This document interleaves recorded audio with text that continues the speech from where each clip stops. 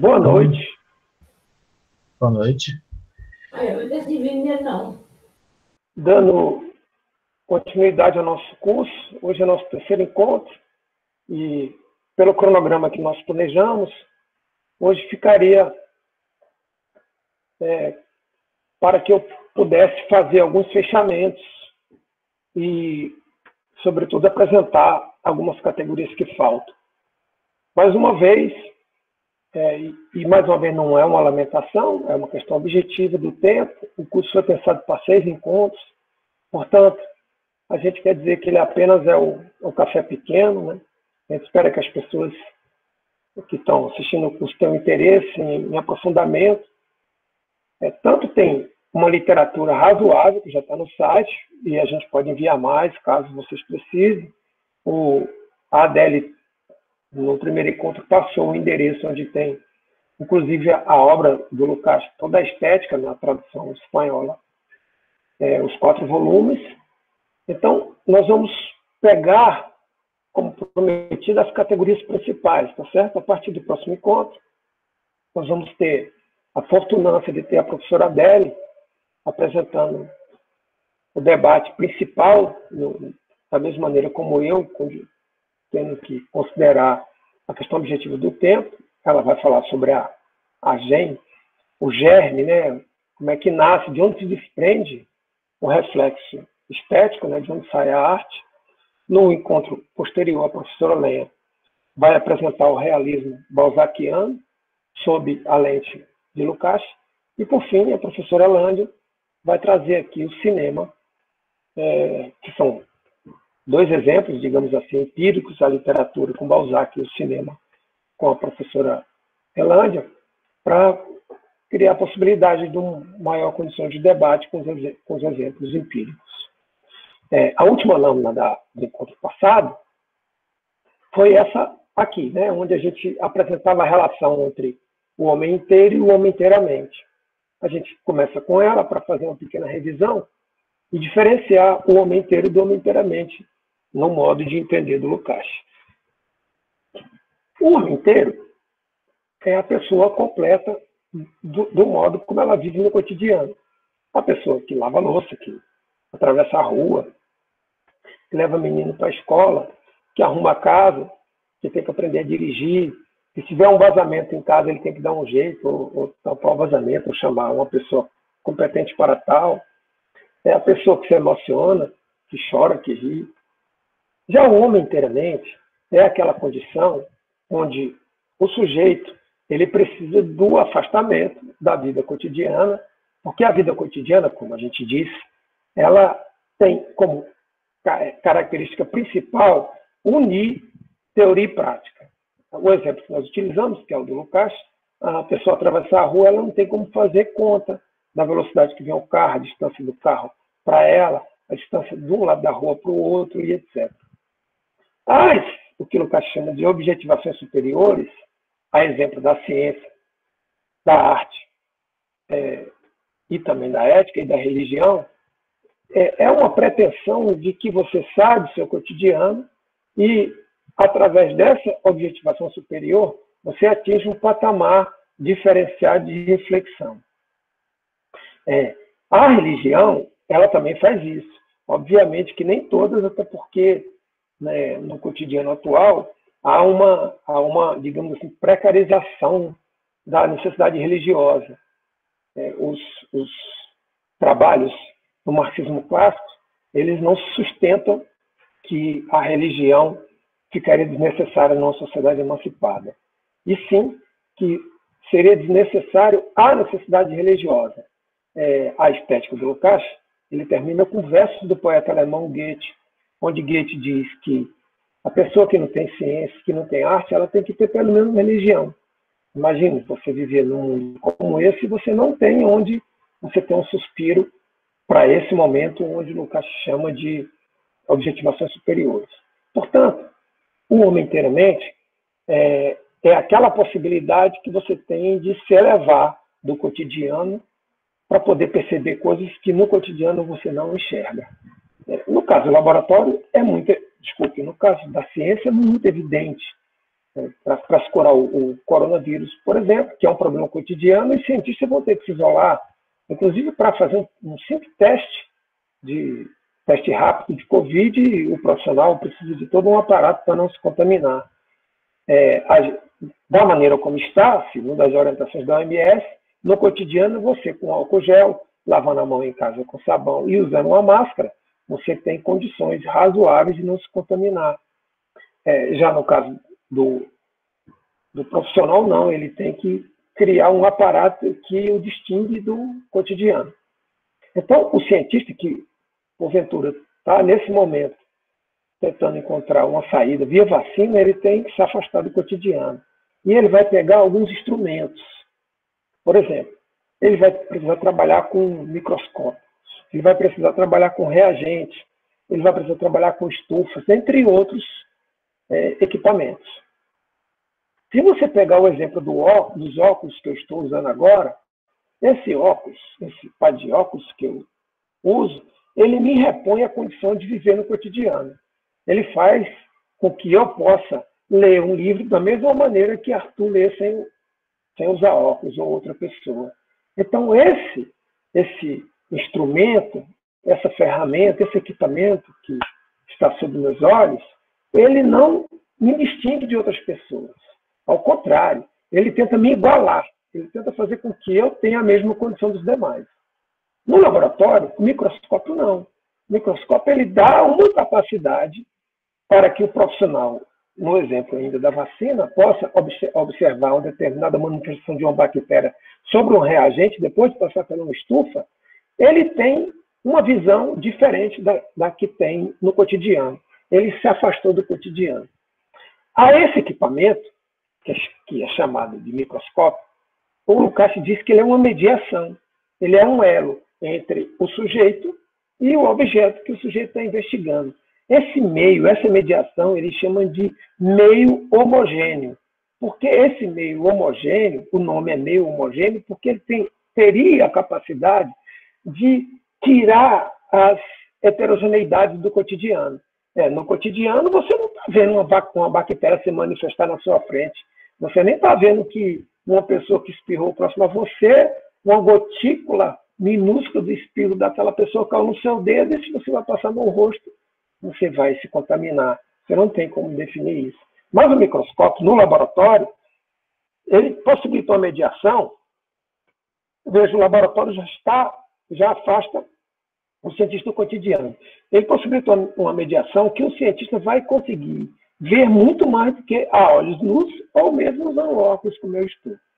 A essa mediação, Lukács chama, repetindo, meio homogêneo. O meio homogêneo tem a capacidade de transformar o homem inteiro no homem inteiramente, porque ele multiplica a sua condição de apreensão sobre a realidade. Uma luneta, por exemplo, vai permitir que você veja alguma coisa num astro que a olho nu você não vê. E muitos outros processos que a gente poderia citar aqui. A arte, ela é, para Lukács, uma mediação desse porte, mas diferentemente da ciência, que é uma mediação que tem que me impossibilitar enxergar aquela bactéria como ela é em si, desantropomorficamente. Se eu não conseguir entender aquela bactéria, eu não vou conseguir produzir o antídoto para ela, o antídoto para esse vírus. A arte, ela essa mediação, é um campo homogêneo, aí você vai ter vários estilos artísticos. A música tem um determinado meio homogêneo, o cinema tem outro, a literatura outro, e assim por diante. Ela consegue fazer com que, quando você é acometido pela catarse, a catarse está intrinsecamente ligada com o meio homogêneo. A catarse, ela permite depurar você e tirar você daquele momento, daquele instante do cotidiano e fazer com que você se olhe e olhe a humanidade profundamente.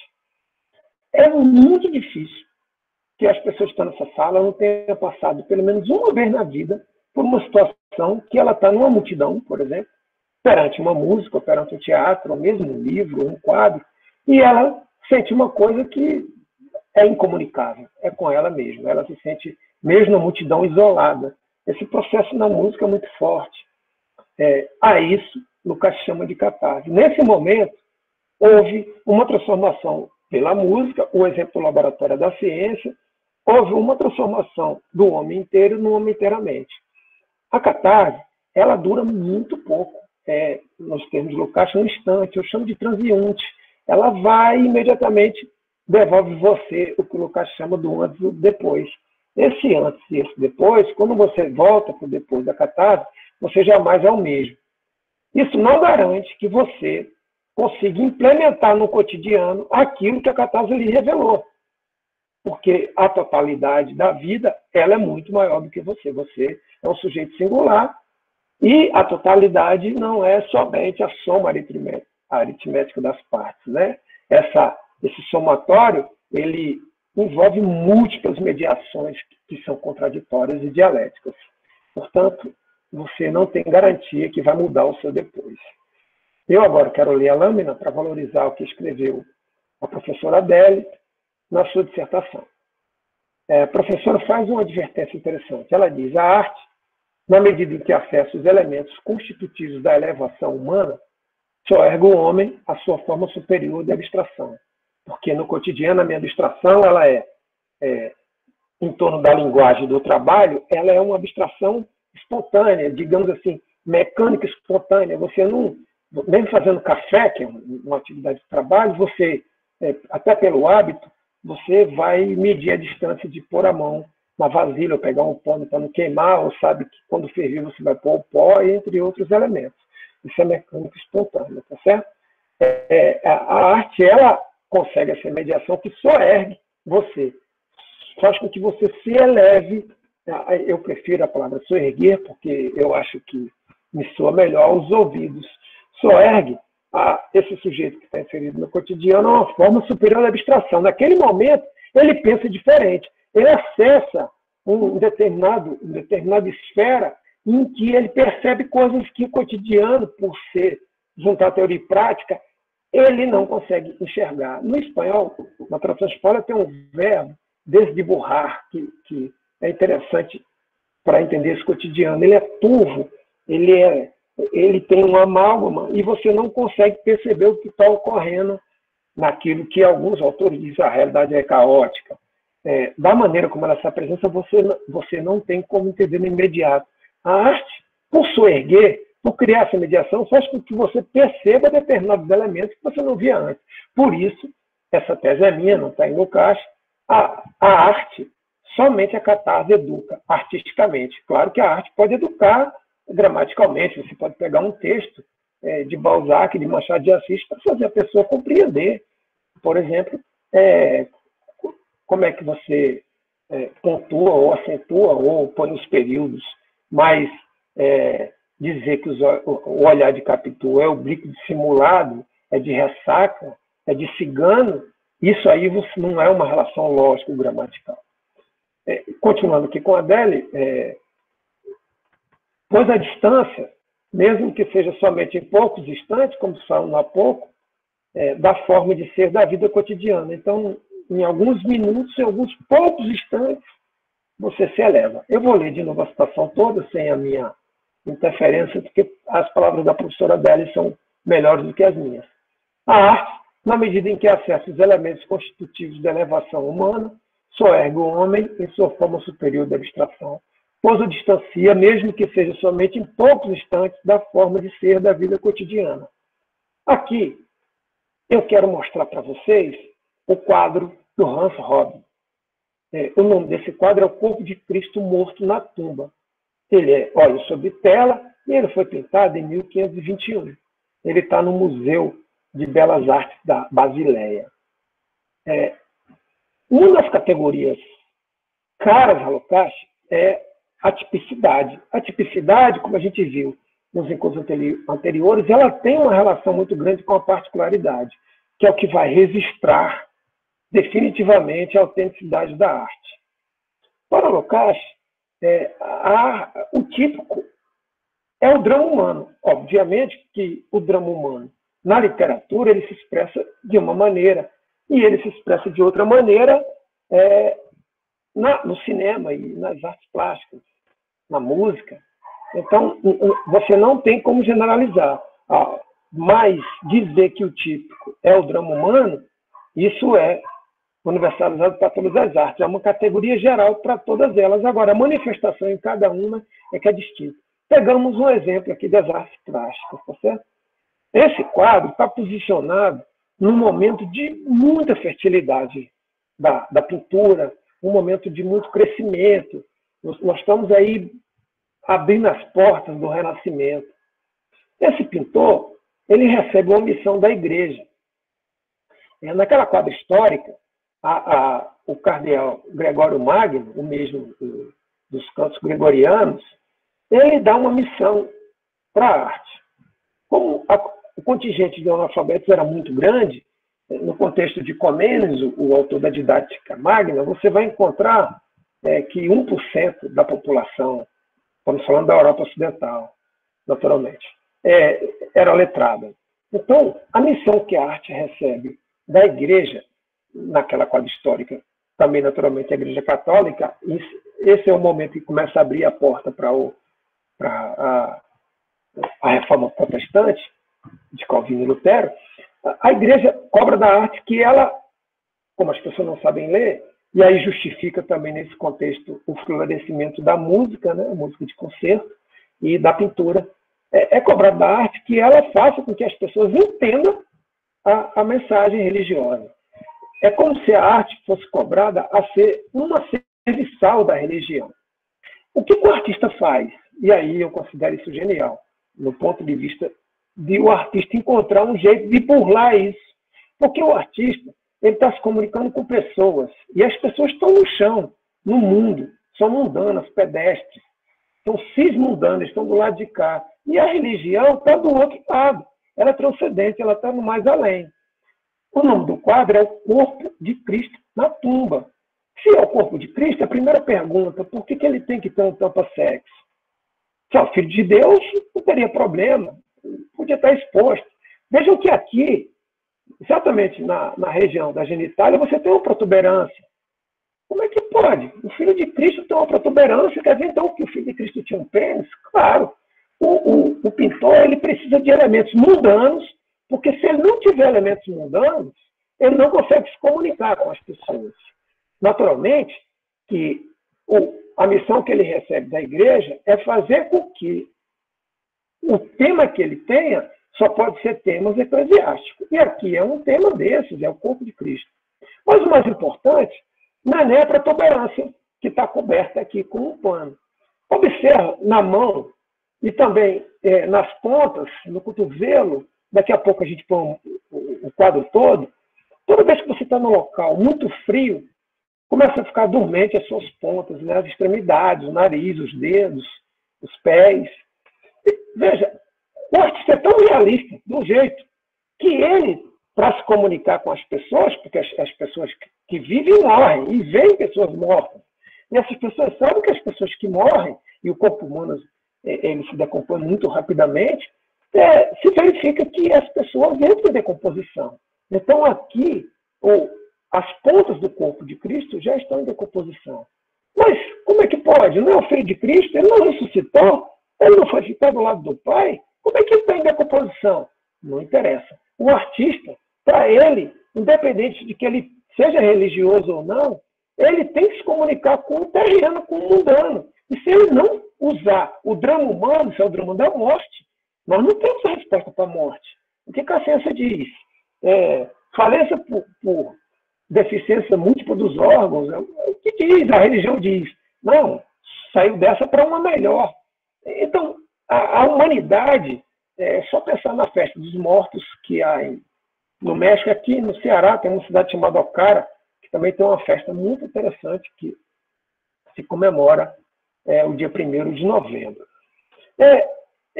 Aqui no Nordeste, mas também em outras regiões do país, tem aquelas cantigas de excelência, em que as pessoas cantam em volta do caixão, né? Em determinado momento da história, aquelas mulheres recebiam dinheiro para cantar música triste para as pessoas chorarem em volta do caixão, porque uma pessoa poderosa, quando morria, ela, por ser poderosa, ela tinha que causar comoção nas pessoas. Então, pegava a nossa para o enterro e não chorar. Então, ficava as carpideiras cantando. O primeiro CD do O primeiro CD do Quinteto Armorial, que é uma criação de Ariano Suassuna, ele tem uma dessas cantigas de inserência, que é de autoria do Antúlio Madureira. Então, note, o artista, para figurar, para refigurar, para passar o drama humano, mesmo sendo o corpo de Cristo, ele tem que criar elementos reais, típicos. E a tipicidade, como eu disse, é o drama humano. Ele tem que criar uma homogeneidade no quadro para que a pessoa fique desse jeito. Esse cidadão que está aqui no Museu da Basileia, o meu modo de ver, está passado com o corpo de Cristo na tumba. Aqui você verifica que os pés, né, já estão também entrando em decomposição, e o rosto. Me parece que é uma pessoa religiosa, talvez um padre, ele está passado com o que ele está vendo, né? Há uma passagem no livro O Idiota, de Dostoiévski. O personagem principal é o príncipe Miklin. Segundo Lukács, o Miklin, o príncipe, ou Miklaim, não sei pronunciar russo, ele é muito religioso. Ele é muito religioso. E ele dá um depoimento no livro, o príncipe Miklaim, que perante esse quadro de Hans Donner, ele põe em discussão a fé dele. Ele começa a acreditar que talvez ele não tenha fé. Isso é muito forte, porque o quadro, ele traz você para o chão, ele traz você para a vida. E essa é a marca da grande arte. Não interessa se é a música Cais de Milton Nascimento, ok? Não interessa se é o teatro de Ibsen, não interessa se é a literatura de Conceição Evaristo. E o artista ele tem que conseguir, através dos elementos que ele dispõe, que é a vida humana, fazer com que o receptor entenda o que ele é no mundo, ou a distância que ele está, porque ele deveria ser no mundo.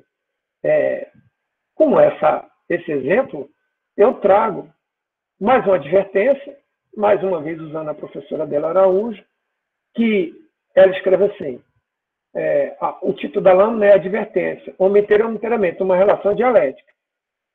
No entanto, é necessário enfatizar que o homem inteiramente nunca deixa de ser inteiro. Quer dizer, isso bem entendido sob o efeito da natureza dialética dessa relação. Aquele pessoa que está no laboratório, ela é tão inteira quanto eu, que não estou no meio da rua, no cotidiano, nós somos iguais, inteiros, mesmo se eu estar desenvolvendo aquela vacina. Esse momento aqui, de alguma maneira, é um momento que ele me eleva para o seu cotidiano, eu tenho que me concentrar. Ainda há pouco, vocês não viram, mas a minha filha passou aqui atrás de mim rastejando, ela com medo de aparecer no vídeo. Então, de alguma maneira, você separa alguns elementos para você poder produzir isso. Então, você se afasta de algum jeito do cotidiano. Eu tive que fazer a comida para a menina antes, né? Naturalmente, a janta agora está pronta. Então, claro que aqui não é uma catarse artística, né? A intenção não é produzir isso, a intenção é produzir cotidiano, mas a sala de aula também é um processo de afastamento do cotidiano, ou deveria ser. E a gente continua o diálogo com a Adélia dizendo assim, as duas configurações, o homem inteiro e o homem inteiramente, convivem no mesmo indivíduo. Em alguns momentos, uma pode se destacar em relação à outra. Abre aspas. Vale ressaltar que nos tempos atuais, trafegar entre o homem inteiro e o homem inteiramente é um momento raríssimo, não impossível, raro, difícil, dadas as condições objetivas que fragmentam o homem, desferindo profundos golpes em sua humanização. É importante ressaltar que é diferente a forma como que a burguesia tem acesso e como que os trabalhadores têm acesso.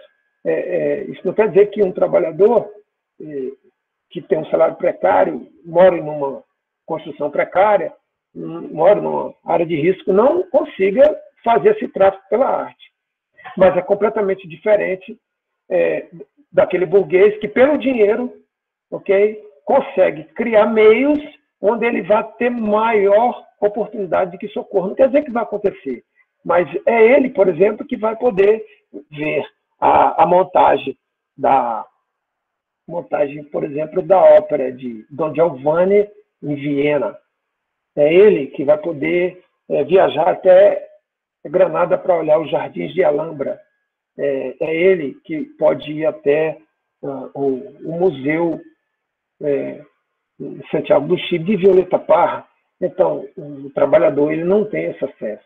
Okay? E aí há uma certa vingança também, de alguma maneira, das populações precárias em produzir algumas manifestações artísticas completamente deslocadas da realidade.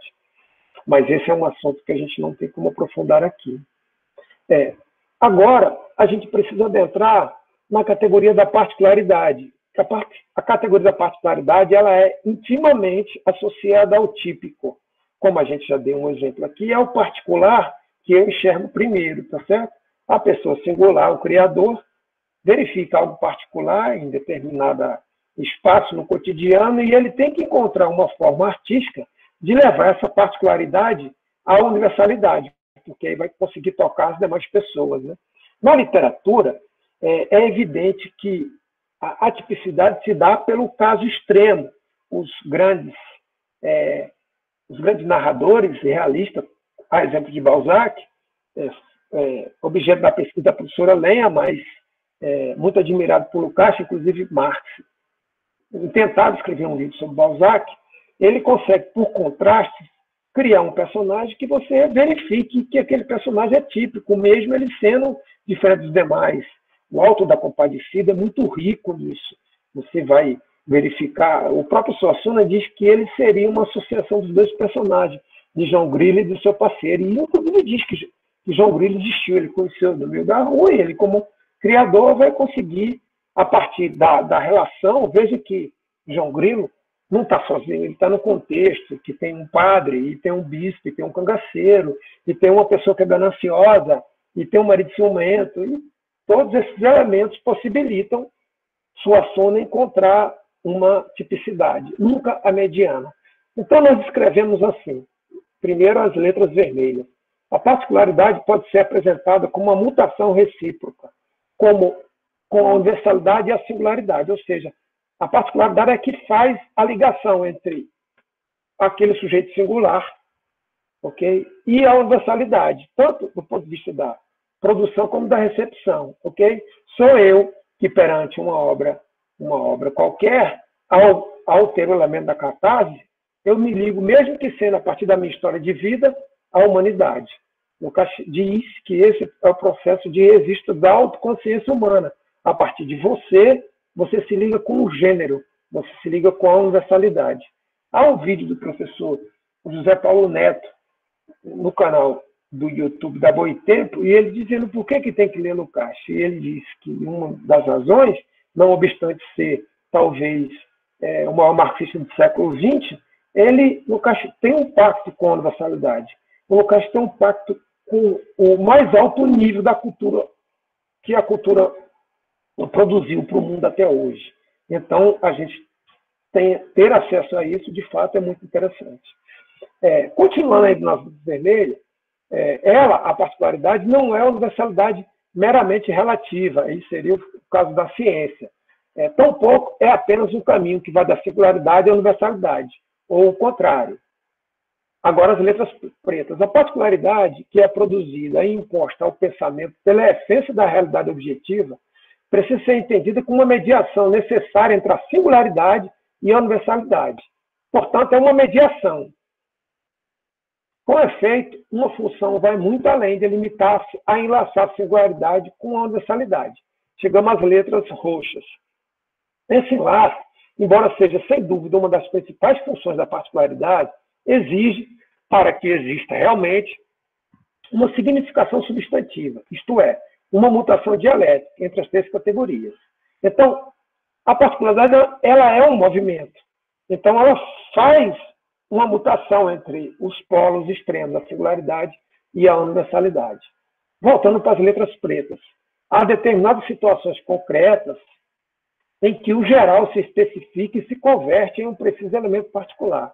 Pode ocorrer também que o geral absorva as particularidades e aniquile ou apareça em articulação, interação em novas particularidades. Para concluir, pode-se ainda observar que uma particularidade se desenvolva até se constituir em uma universalidade.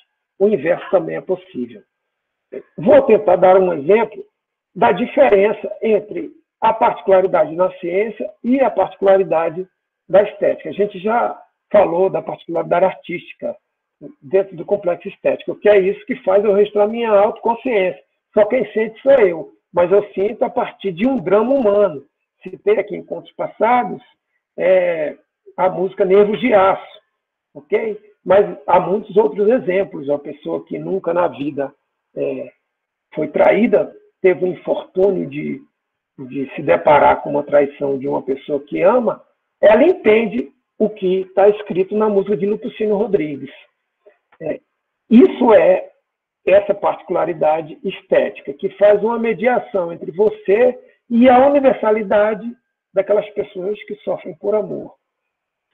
A particularidade científica, eu vou tentar sintetizar em 2 exemplos. Imaginemos o câncer da próstata, que acomete homens de minha idade. De maneira geral, você tem uma idade particular, mais ou menos entre 45 e 55 anos, que os homens do sexo masculino precisam se submeter a um determinado exame para verificar a próstata. A próstata é inexorável, ela vai crescer em qualquer dos homens. No entanto, ela não pode crescer de forma deformada. Essa quantidade de homens particulares, a ciência tem que fazer exames nesses homens particulares, ok? Até conseguir desenvolver, espero que esteja próximo, uma vacina para esse câncer. Quando isso for testado, isso vai ser testado mais uma vez em um conjunto de homens particulares, mas eles são testados isoladamente. E se essa vacina, que em cada homem singular, naquele conjunto particular, funciona, ela está universalizada para todas as pessoas do mundo. Esse, inclusive, me parece ser um processo parecido com os testes que o Instituto Butantan vai começar a fazer brevemente aqui no Brasil.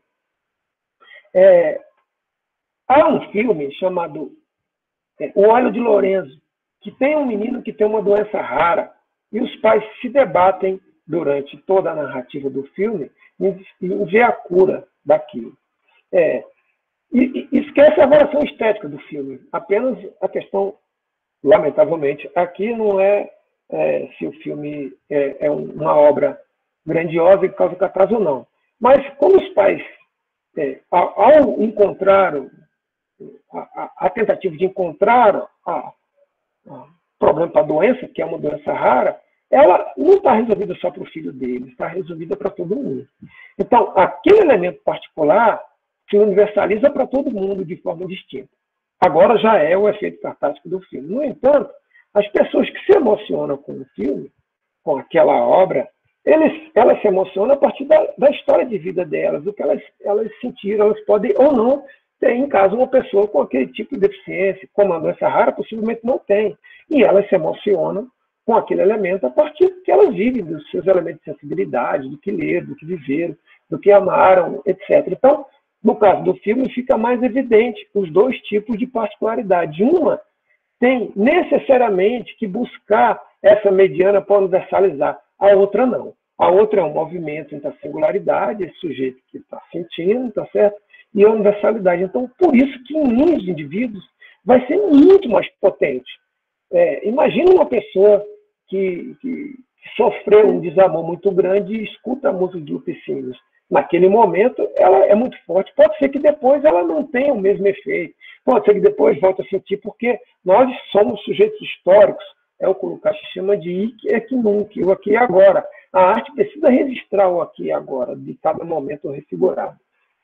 Algumas referências sobre a particularidade, para a gente tentar caminhar para a conclusão. O fato de que o que é que nunca, aqui e agora, imediatamente, nesse instante, não tem como se separar nunca de uma autêntica obra de arte, prova que a arte não se governa pela categoria da universalidade. Ok? A ciência, sim, governa pela universalidade, tem que ser para todo mundo.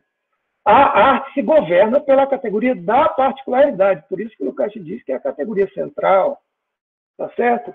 É a particularidade que vai determinar isso. E aí, dependendo de cada indivíduo, ela puxa para um lado ou puxa para outro. Ok? 2. O movimento convergente organizador do individual singular, universal e vice-versa, o movimento de um lado para o outro, funcionam como um princípio e um fim da movimentação a qual corresponde. Ok? A gente usou Luiz Gonzaga dias atrás para mostrar como é a relação do sujeito particular com o Mandacaru, mais o exemplo da universalização do verso seguinte, que faz alusão ao momento em que a mulher está se hormonando. Repetindo, mais uma vez, que o artista, necessariamente, ele não tem que ter consciência disso, tá certo? Ele tem que ter capacidade de captar nesse particular e, através do seu meio homogêneo, no caso dos dois compositores da música, conseguir fazer com que a gente sinta isso, que é o mais importante. Já o cientista é distinto, né? Tem que ter consciência do que ele está fazendo, óbvio. A arte é autoconsciência. A ciência é a consciência, você tem que ser para universalizar. E não quer dizer que uma seja maior do que a outra, elas cumprem funções sociais distintas. Daí, mais uma vez, a nossa crítica ao PCN Arte, que, em alguns momentos, diz que a arte é mais importante do que a ciência. Sem ciência não existiria arte, a sociedade não teria sido desenvolvida e chegado onde nós chegamos. Né? Espaço especial de movimentação dos extremos é o terceiro elemento da particularidade, tá certo? Porque é o espaço onde esses extremos se movimentam. Mas o que é mesmo típico e Lukács? Adiantamos e agora vamos tentar fazer um arremate. Primeiro, a gente diz que não é a mera soma dos fenômenos singulares de cada caso que lhe corresponde, de jeito nenhum. Você sai somando tudo e aí é o típico. Isso é a média, tá certo? O típico é aquilo que é extremo. Olha como é extremo. Um corpo se decompondo, e ainda mais o corpo do Filho de Deus. É o corpo de Jesus Cristo. É a humanidade de Jesus Cristo. Isso é muito poderoso. Olha como o religioso estava diante do quadro, né? Eu escrevi assim: ao típico é possível construir a história da humanidade. Não importa se é na literatura, ou na música, ou em qualquer outra arte. Visto que a orientação ao típico conserva certos momentos duradouros. É o típico que vai garantir que hoje a gente pense em Helena de Troia. Essa coisa é muito louca. Helena de Troia, mesmo para muita gente que não leu, quando tem filhos chamados Helena,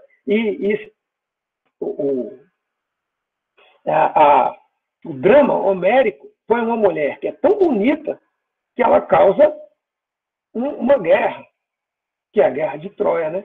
Mas, em momento nenhum, Homero descreve Helena. Ninguém sabe a cor dos olhos de Helena, se Helena tem a bunda empinada, se os seios são grandes, se os cílios são grandes, como é que é o cabelo. Ele não precisa fazer isso, porque ele tipifica Helena pelo drama humano. Então, por isso que ela é duradoura. É o drama que faz durar, é o que se sente, porque o que se sente se repete, ok? Imagina, ainda falando de Homero, a morte de Heitor é chave para você compreender a trama. O pai de Heitor vai pedir o corpo de Heitor aqui para poder enterrá-lo. E aí surge o cavalo de Troia. Né? Hoje, muitas famílias não podem enterrar seus filhos, né? Seus parentes, seus amigos, não podem se despedir. Ainda há pouco a gente falou da importância da morte, de você fazer a catarse perante um corpo que você não vai poder ver fisicamente novamente. Né? Se você pensar também em Antígona, qual é a disputa de Creonte com Antígona? Ela quer a mulher, e inclusive dá para você tirar vários elementos do discurso feminino e do gênero. A mulher enfrenta o poderoso para enterrar o irmão. Voltando para Homero, Heitor, embora saia morto da disputa com o grande guerreiro Aquiles, é a lavagem moral do drama. Né? É o perdedor, mas é a lavagem moral. Você está do lado do Lukács, inclusive, diz isso numa entrevista no fim da sua vida. Né? Continuando, além desse momento duradouro, ao mesmo tempo em que enriquece e concreta, sem, no entanto, deixar de perder o verdadeiro material da realização dessa riqueza infinita, o mundo concreto. Você só pode causar essa coisa duradoura se você tiver como pé no chão o mundo concreto, concretamente mesmo, que você jamais vai esquecer, por exemplo, já citado aqui, Olhos de Capitu. A determinação já estou na parte marrom, a determinação dos modos de comportamentos típicos e típicos modos de reação realiza-se mediante mais profundos conflitos. Quais são esses conflitos? As tragédias, as tragicomédias, e cômico vicissitudes humanas, as alegrias, as tristezas, as perspectivas, as esperanças, tomara que a pandemia passe logo, e entre muitos outros elementos. Por isso, agora está afiado, porque é a fala do autor. Por isso, a elevação do singular ao típico não é uma eliminação da sua singularidade. Esse é o grande elemento importante na arte, porque quando eu sou elevado, sou erguido e vou a uma abstração superior, a minha singularidade vai junta. Ela vai junta, mas ela vai junta sendo negada e, ao mesmo tempo, superada. É a dialética hegeliana. Ela nega, conserva e supera. No caso religioso, não. A singularidade tem que ser preservada, ela é valorizada. O que é seu, porque você tem a revelação divina. Então, São Pedro ou qualquer outra entidade vai lhe dar alguma coisa para você morrer. O mundo está acabado para você, mas a revelação aqui é valorizada. Então, o privativo singular é valorizado. Na arte, não. Ele é conservado, mas conservado sob o efeito da negação e, assim, a superação. Aí eu escrevo. Pelo contrário, essa singularidade destaca ainda mais o sensível plasticamente, quando chega claramente à expressão da tipicidade. Quando é típico, esse meu singular é destacado, é muito mais forte. E a ciência conclui das ações e dos sofrimentos na consciência do indivíduo e na lógica da situação, com o Caixa.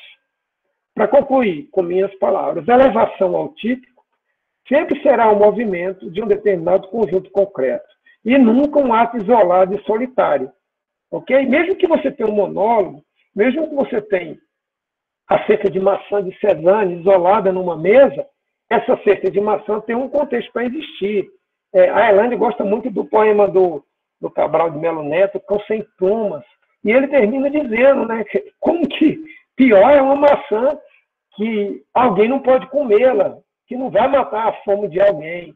Então, as maçãs de Cézanne, elas estão num contexto, embora elas estejam isoladas numa mesa, numa cesta, tá certo? A grandiosidade do artista, quando ele tipifica alguma coisa, qualquer que seja a sua arte, é conseguir um contexto para que isso exista, tá certo?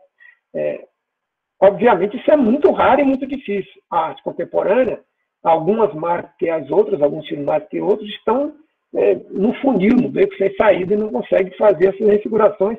De maneira geral, a culpa não é do artista. Mesmo que ele se entregue a um niilismo pessimista e abstrato, e não reaja a isso, mas ele refigura o que ele encontra. Como diz o Ferreira Goulart, né? Se a vida está pequena, como é que a arte vai conseguir fazer uma vida grande se o real, o concreto, está pequeno? Eu recebi de Vanessa um videoclipe daquela cantora Adriana Calcanhoto. Ela fez um chamado Clipão da Pandemia. E lá, pelo meio da música, são 4 ou 5 músicas que ela pôs na internet. Tem uma chamada Funk da Pandemia. E ela brinca, inclusive, com esse funk aí que a gente é obrigado a ouvir em todo canto. Então, veja, você começa a ter alternativas, mesmo para a pandemia. Alguns artistas vão conseguir fazer isso. Recentemente, no Ceará, o professor Luiz Távora, que é historiador, escreveu um cordel sobre a pandemia. Independente, eu não tive tempo ainda de ler o cordel completo, li parte dele, independente de ser ou não uma grande obra, mas você prova de que tem alternativas mesmo na pandemia, sem ser essas alternativas simplesmente precárias, né? Assistir live de Gustavo do não sei o quê, de Solange, minha nossa, que coisa horrível. É claro que isso vai no juízo de gosto, percebe? Eu não estou dizendo que isso aqui é uma avaliação pura e limpa estética, não. Mas é sofrível o que a gente está tendo que ver, né? É claro que tem umas coisas interessantes. Esses dias teve um trabalho de Gilberto Gil com Isa. Aquela moça canta muito, cara. Ela é muito afinada, é muito interessante. Aliás, eu até acho que ela não precisa de alguns subterfúgios físicos para aparecer, porque ela é uma artista muito interessante. Mas, veja, o artista está submetido a um contexto que ele precisa fazer determinados elementos, porque o contexto lhe obriga, senão ele não aparece. Para a gente terminar, a peculiaridade do estético, que é o subtítulo da obra do Lukács, mostra sempre a humanidade na forma de indivíduos e destinos individuais, conectado com a totalidade, é claro. Aí está escrito assim nas letras marrons. Portanto, a generalização do campo estético se dá pela elevação da individualidade ao típico. Veja, eu saí do meu individual, me achei no típico, e o típico me encontra com o universal. No caso do reflexo científico, que a gente vinha falando anteriormente, o descobrimento da conexão se processa entre o caso individual e a lei. O caso da vacina, da próstata, tem que ser uma lei, tem que ser universal, tem que curar todo mundo, tá certo? Eu só posso avançar para vacina do Covid depois que eu fizer teste e garantir uma imunização, por exemplo, segundo os códigos da OMS, a partir de 90 e tantos %. Eu não sei exatamente quanto é aqui, por isso eu não vou me arriscar. Em azul já é a letra do Lukács. Ele diz, abre aspas, a verdadeira gênese da arte, a professora Adele vai pegar isso amanhã, tá certo? Converge com sua verdadeira vigência, porque essa não é mais que o descobrimento e manifestação, a ascensão da experiência de um movimento da evolução humana, que formal e materialmente precisa ser assim fixado. Por isso que ela resiste à autoconsciência da humanidade. Eu preciso fixar alguma coisa, tá certo? E a arte vai nesse sentido, me ajuda a fixar isso. Se a gente lembrar que, só para dar um exemplo, existem outros, muitos outros, felizmente, mas se você lembrar da música Sinal Fechado, que ganhou o Festival da Canção da Record de 67, depois foi gravada por Chico Buarque, também por Fagner, por outros artistas, o diálogo da música é um sinal fechado. E o eu lírico diz assim, olá, eu estou bem, e você? Eu estou indo buscar meu lugar no futuro. Que futuro é esse? Como é que você consegue responder esse futuro? Essa música consegue ser tão aguda que ela conseguiu enganar os censores da ditadura e registrou esse momento da nossa vida. Paulinho da Viola não diz isso, ele não disse que estava dialogando com os censores, né? Que a intenção dele era essa. Ele diz que, como Chico Buarque estava proibido de gravar, eles fizeram um acordo e cada um dos amigos gravaria alguma coisa para ele. Não importa, tendo consciência ou não, ele estava vivendo sobre aquele efeito e ele consegue fazer esse registro. E a gente tem, eu inclusive gosto de dizer, meu avô que me criou ouvia Paulinho da Viola, minha mãe ouve Paulinho da Viola e possivelmente minha filha vai ouvir Paulinho da Viola. E essas músicas, né, porque elas conseguem registrar isso que o Lukács chama do Ikiekimuk, ok? Registra aquilo que não é invisível, mas é velado, é inefável. Para concluir essa lâmina, o que ocorre nessa classe de reflexo é um problema geral do reflexo da realidade. Uma problemática que exige uma forma particular, uma peculiaridade, ou seja, uma intensificação qualitativa. O que a arte faz? Ela intensifica algo que está existindo, para dar visibilidade. Ok? Mas tem que estar na realidade, ela não tem como inventar. Está lá.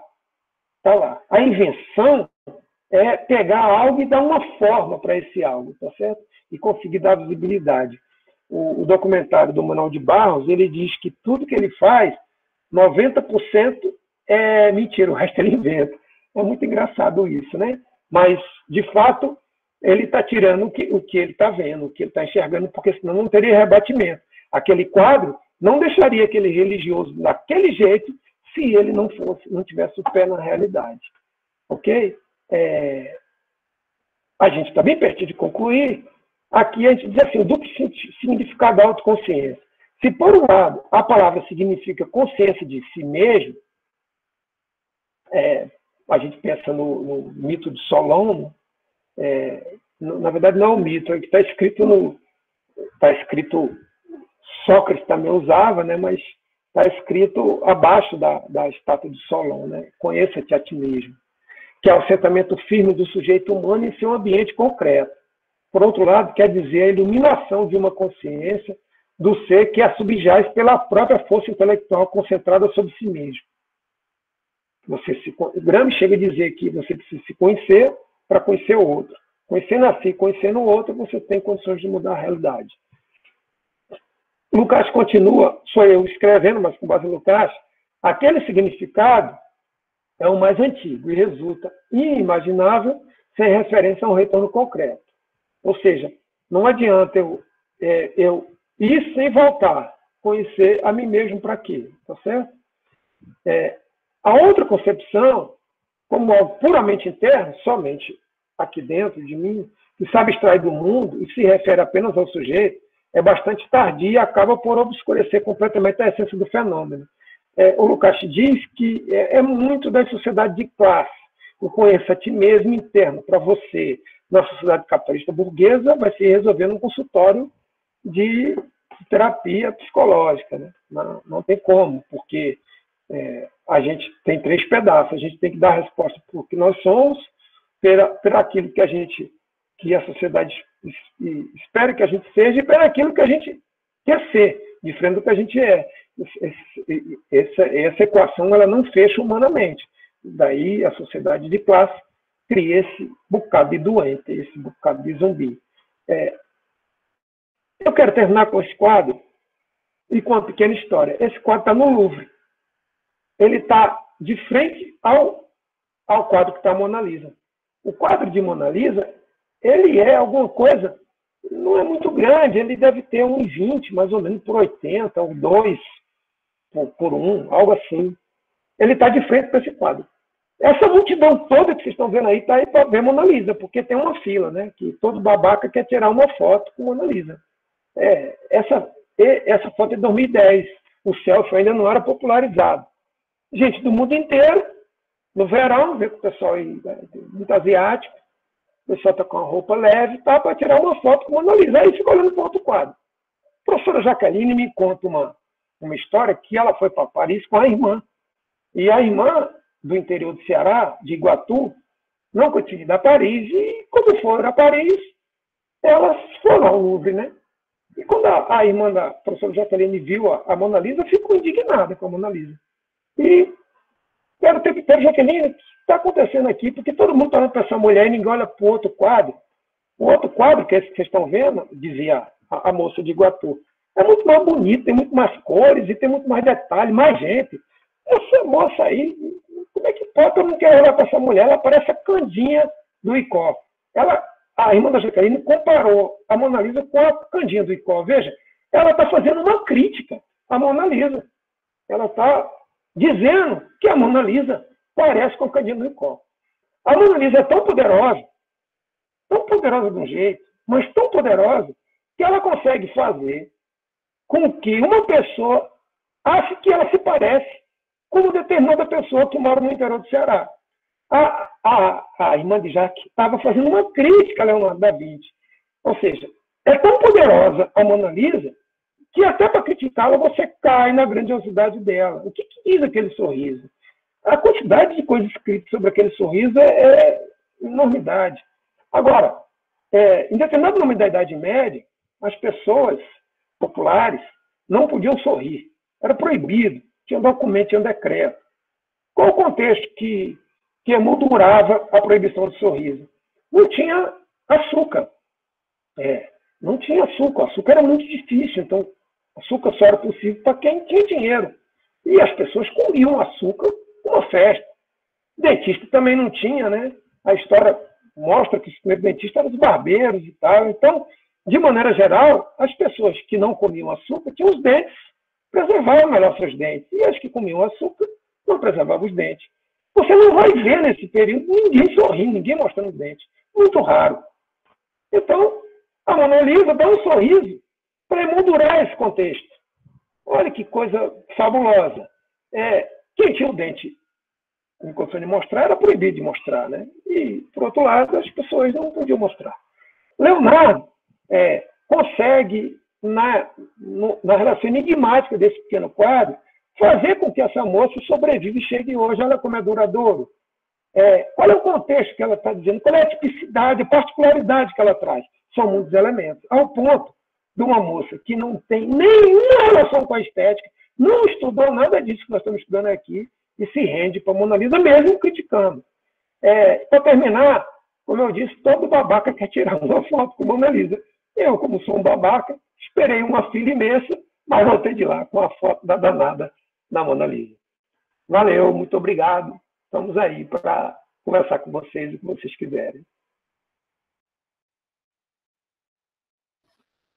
Maravilha, professor. Muito obrigado pela aula, pela apresentação, né?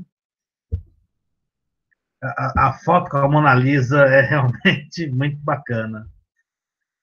Escuta, a professora Simone está com um probleminha no som dela.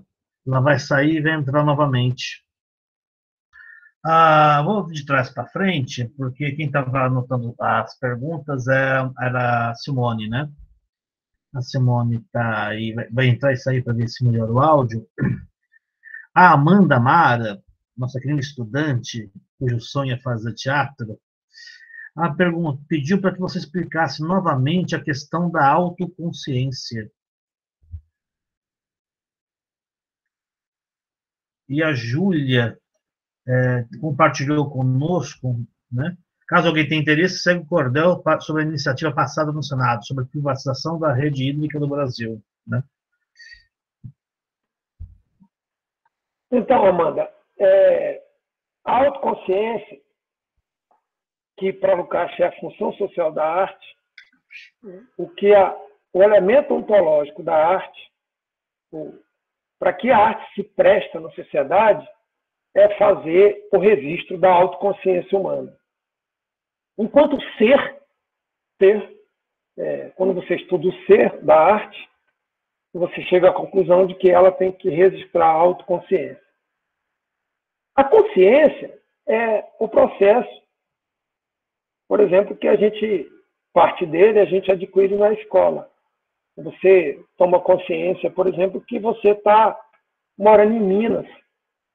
Você toma consciência que o Brasil, em determinado momento da história, recebeu um rei que, por sua vez, estava fugindo de Napoleão. Você toma consciência que a colonização brasileira foi feita com trabalho escravo e que, de alguma forma, esse trabalho escravo ainda permanece, mesmo que de modo velado, e que há um determinado prejuízo para as pessoas que têm mais melanina do que para as outras pessoas. Prejuízo social. Isso tudo você vai tomando consciência disso. Algumas pessoas,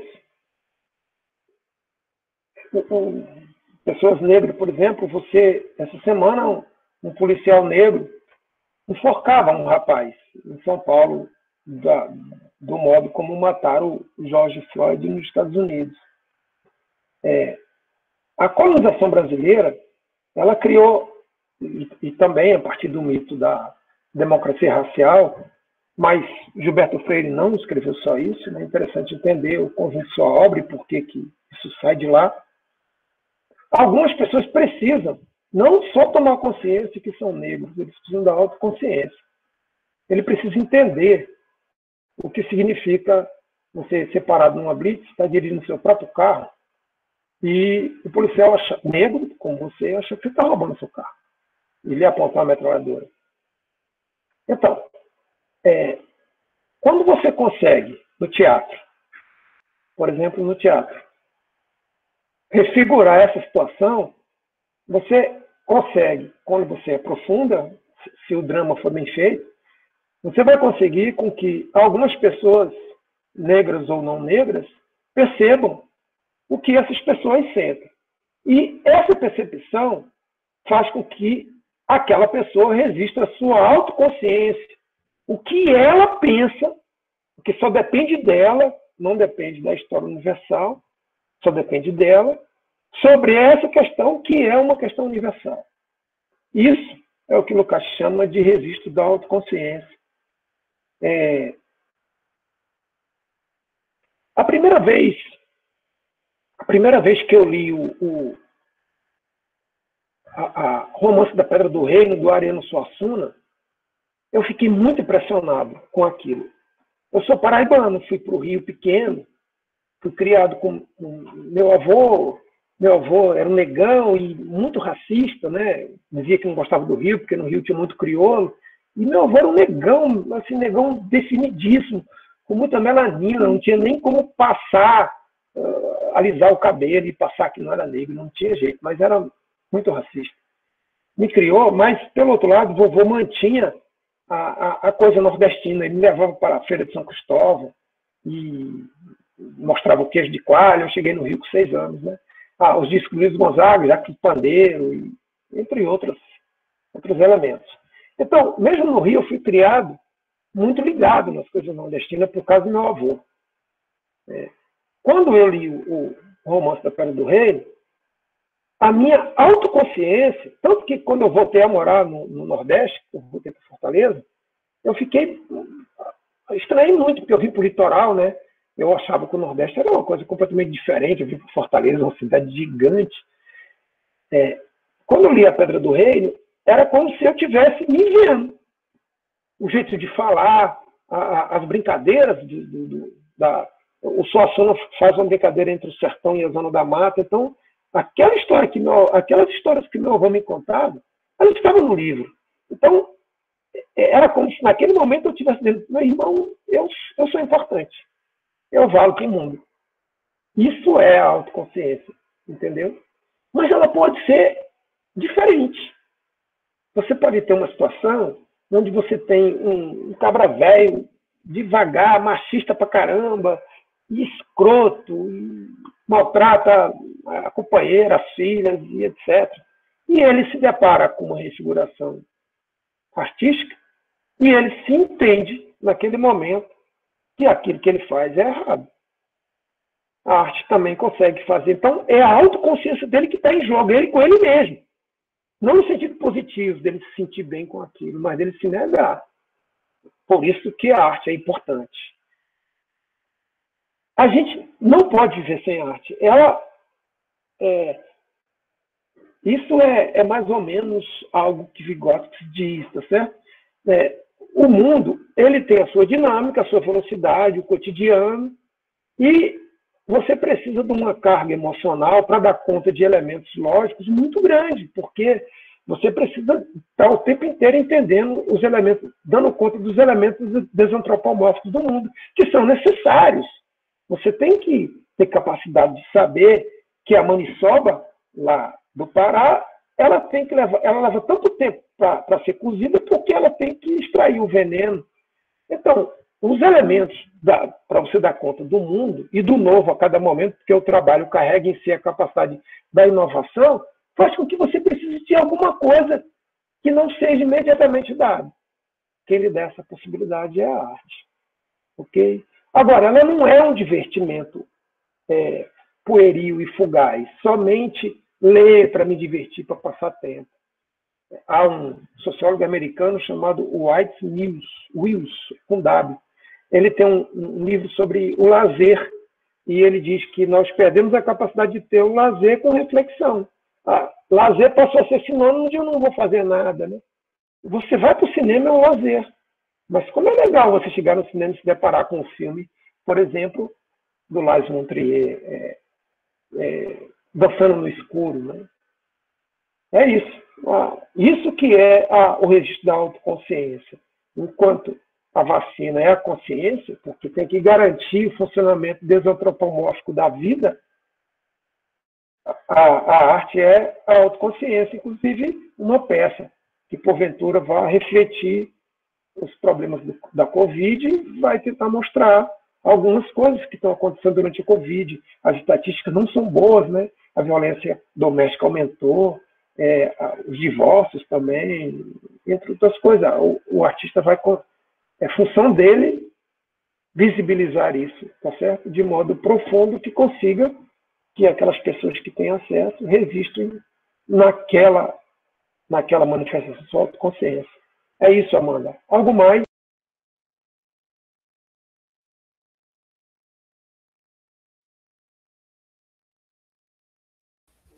A Amanda agradece. Opa, tem alguém que vai falar? A Simone, né, Simone? Isso, Arthur. Posso? Todo céu. Ok. Tem uma pergunta da Mara, Mara Gomes, e eu gostaria primeiro, Mara, se você não se importar, só colocar uma questão dele, em seguida a pergunta de Mara, a sequência, né? Dele, quando você fala da sala de aula, né, espaço de afastar da realidade e, ao mesmo tempo, refletir sobre essa realidade. E como esse movimento poderia contribuir, né, para um outro tipo de sorrimento, de percepção de si e do contexto no qual você está inserido. Eu fiquei pensando em alguns casos, né, em que essa elevação, ela já aconteceu, né, o que eu presenciei, enfim, enquanto docente e discente também. Pensando, por exemplo, as questões de gênero, há algumas dinâmicas, metodologias participativas, como, por exemplo, desenhar um relógio, né? Os homens desenham um relógio, a hora que acorda, o que faz, a chegar à noite, o que faz, e as mulheres também. E quando coloca-se os relógios para debater, apresentar, a maioria das vezes, as mulheres e os homens também percebem ali que há uma dupla ou 3 vezes jornada de trabalho das mulheres e que é um trabalho reprodutivo que não é considerado, né? Então, a divisão sexual do trabalho aparece, tantas outras dimensões ali com relação às questões de gênero. E em uma dessas aulas, dessas dinâmicas, uma aluna, ela se revoltou, assim, de uma forma que ela teve uma catarse, não sei se eu posso dizer isso, e ela falou, nossa, professora, isso aconteceu comigo, isso acontece comigo. Eu saio com o meu marido, nós saímos cedo, vamos para a feira, né, vendermos os produtos, enfim, da agricultura que eles plantam, e só que ao término da feira ele fica com o dinheiro e ela não fica com nenhuma parte. E o desdobramento disso é que essa aluna, ela teve uma ruptura nesse relacionamento, lógico que não foi só por causa dessa aula, dessa dinâmica, mas isso teve um peso, né? E foi bem, assim, delicado depois acompanhar esse processo, né, dela como estudante e também se divorciando, né, saindo da relação. Uma outra situação também, dentro dessa perspectiva de sair e voltar para a realidade, né, enxergando de uma outra forma, também com a questão racial, né, de perceber o racismo dentro de também uma metodologia que é o teste de pescoço, né? Então, você se veja em uma universidade, quantos são os estudantes negros no curso de Direito? Né? Quantas são as estudantes no curso de Medicina? Quantos são os funcionários negros e negras trabalhando, enfim, no RU, na limpeza? E quantos são professores e professoras negras, pesquisadores e pesquisadoras em programas de pós-graduação? Enfim, você vai fazendo esse tipo de movimento e o estudante, ele começa a perceber, né, o que está posto ali na configuração dos corpos, né, o racismo institucionalizado e escancarado, né, pensando assim, né, as nossas ausências nesse espaço. E, enfim, estou tentando falar um pouco isso, pensando em como a sala de aula, ela pode ser alguns desses espaços em que a gente consiga pensar e rever, né, a realidade de outra forma, com outras lentes, sabe? E aí é uma pergunta, né? E aí considerando também toda a sua experiência, enfim, como você considera como nós poderíamos pensar, né, uma educação para a catarse, né? Considerando esse contexto, enfim, que mina até mesmo a nossa criatividade de pensar, enfim, de elevar, de ter o ócio criativo. e tal. Então, é essa a questão.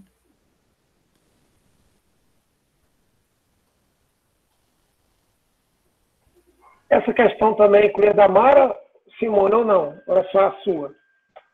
Eu vou colocar aqui a da Mara. Essa a que eu disse agora é a minha. Okay. A Mara coloca o seguinte: não existe arte boa ou arte ruim, entre aspas, as duas, boa e ruim. O que há é arte ou não, certo? Então, como diferenciar a arte do que não é arte? Ok, eu vou começar pela questão da Mara, tá certo? Porque Okay. eu penso que a possibilidade que ela abre do debate simplifica um pouco, já para entrar na sua resposta. O que é arte, o que não é arte? O conceito de arte ele é muito difícil. Prendê-lo no conceito, numa caixa, é extremamente difícil. Eu vou te dizer, com base no caixa, o que a gente pode fazer, tá certo? Quando a gente fala em arte, a gente pensa na habilidade, na destreza. Aquela pessoa que tem capacidade de fazer algo, costura bem, cozinha bem. Você, pô, esse cara é um artista, olha a comida. Um cirurgião que opera um pescoço de alguém e deixa sem cicatriz. Um jogador de futebol, né? Reinaldo, inclusive, jogava no Atlético Mineiro, tinha ligação com os Panteras Negras. Ele comemorava, nos anos 70, no meio do regime militar, os gols com punhos para cima. Pode ver os vídeos de Reinaldo aí. Jogava muito o Reinaldo. Não foi para a Copa de 82 porque arrebentou o joelho, por ele jogar muito cedo. Essa destreza, essa capacidade que a gente vê num determinado profissional, a gente associa à arte. O artista, ele tem que ter isso, claro. Mas a arte, ela não pode ser só isso. Ela não se resume à destreza, à capacidade de operacionalizar o seu material de trabalho com uma finalidade concreta. A técnica é muito importante. Pense em Leonardo da Vinci, Lucas chega a dizer que em cada momento da história, o maior artista era aquele que melhor dominava a arte que ele trabalhava, a sua técnica. Então, isso é muito importante, mas a arte não se resume a isso. Inclusive, hoje você vai ter pintores que têm tinta muito mais avançada do que as tintas que Leonardo tinha acesso. E ninguém consegue fazer o que ele fez hoje, né? Então, a gente não tem como fechar isso. No entanto, o que ocorre hoje, por causa, lamentavelmente, do crescimento do pensamento pós-moderno na universidade, é relativizar. Então, tudo é arte. A arte passa a depender de quem olha. Porque a verdade passa a depender de quem olha. Se você for olhar as pesquisas, você vai encontrar muita pessoa assim, um olhar sobre aquilo. O olhar do sujeito sobre tal coisa. O objeto não importa. Se é fogo ou se é água, não importa. Importa o que eu estou olhando. Muitas pesquisas são, as majoritárias são assim. Então, a arte também cai nessa vala comum da relatividade, né? A música de Wesley Safadão, para mim, é arte. Acabou o debate. Quando alguém diz, para mim, acabou o debate em qualquer situação. Não dá mais para você debater, porque você não tem critério. Mesmo você tendo critérios difíceis, complicados, largos e complexos, é possível você definir a arte por vários elementos. Nós apresentamos aqui, lamentavelmente, apenas a questão da imanência e a questão do antropomorfismo. A professora Adélia vai conseguir apresentar a relação com o ritmo amanhã. O Lucas escreveu 1.842 páginas na versão espanhola para conseguir avançar sobre isso, porque é muito complexo. Para não lhe deixar sem nada, é muito possível que você viva num determinado contexto em que você vai achar algo muito interessante, e depois você não acha aquilo mais tão interessante assim.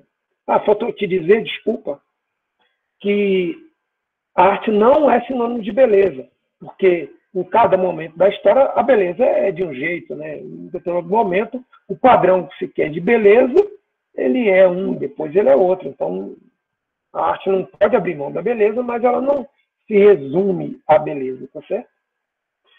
Para a gente ter uma definição de partida problemática, para a gente ficar refletindo sobre ela, sem que eu tenha a pretensão de colocar uma pedra em cima do debate, eu quero te dizer que a arte é aquele complexo, e eu tenho certeza que você já passou por isso, que e todas as pessoas... Tem um vídeo que a Alane me enviou uma vez de uma moça dizendo para ela porque ela estava solteira, né? E ela diz no filme o que ela entende por amor, né? E ela diz, enquanto eu não encontrar isso, eu vou continuar solteira. Isso é um drama humano. Isso é um drama humano, tá certo? Estar acompanhado ou estar sozinho, encontrar ou não o amor, romântico ou não, monogâmico ou não. E a arte tem que ter por raiz de se preocupar com os dramas humanos. Se você pega, por exemplo, uma música dessas que a gente escuta, mesmo sem querer estando numa praça, na cidade que você mora, na que eu trabalho, ou mesmo em Fortaleza, você vai ver que essas músicas elas têm alguma coisa com o cotidiano, mas elas não têm preocupação de que você possa sair do cotidiano e olhar o elemento que está no cotidiano e que precisa ser questionado, modificado. Então, aí você já tem um terceiro elemento para você poder questionar se é ou se não é. Tá certo? O quarto elemento, para a gente ficar apenas nesse, né, porque a gente não tem como colocar todos eles aqui, a arte, o compromisso dela, e ela não consegue fazer isso com todo mundo na mesma dimensão, por causa da autoconsciência, é com a catarse.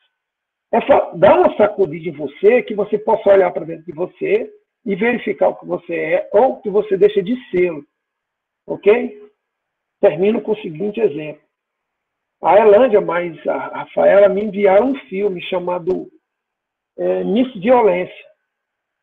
E é um pai, um avô que abusa das filhas e das netas quando elas fazem 11 anos de idade. A primeira cena, a menina está fazendo 11 anos e ela se mata exatamente porque ela sabe que o avô vai buliná-la e ela se joga de uma janela. Aí a cena é uma grande angular que pega a menina caindo, o sangue escorrendo e a câmera vai se afastando.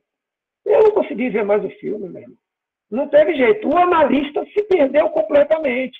Aquilo é tão forte, mexeu tanto comigo que eu precisei de algumas semanas para ver o filme, que eu não consegui ver, para, da segunda vez, conseguir dar alguma opinião sobre ele. Quando meu bem, não tem jeito. Vai arrebatar você e vai tirar você por completo de onde você está. No entanto, hoje isso está difícil. Você gosta de literatura. E a literatura tem o seu beco sem saída especial, né? A gente vê muito obra como 50 tons de qualquer coisa e muita coisa para vender. Os meninos, meus sobrinhos ficam lendo Diário de um Louco, minha filha também leu isso, aquilo, As Vassouras de não sei de onde, Bruma não sei o quê, se fala muito em monstro, em dragão.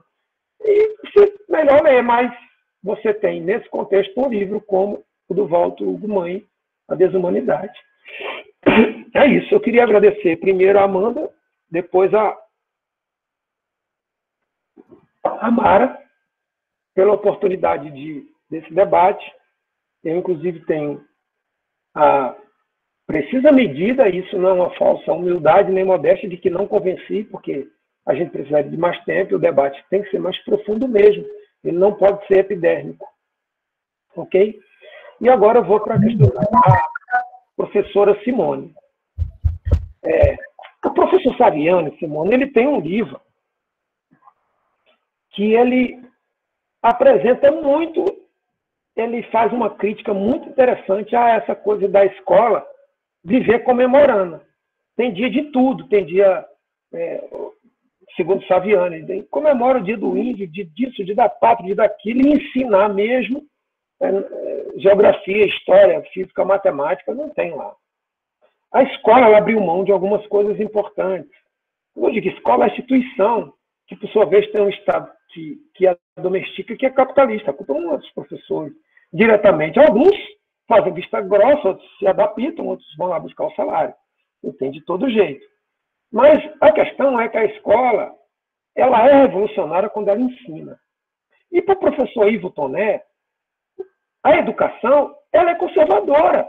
Ela só pode ser avançada, progressista, quando ela é conservadora. Veja, eu vou dizer quem é Leonardo da Vinci. Como é que você vai dizer para o seu estudante quem foi Angela Davis? Está conservado. Isso é uma coisa que você tem que ter conhecimento para você poder colocar para frente. Tá?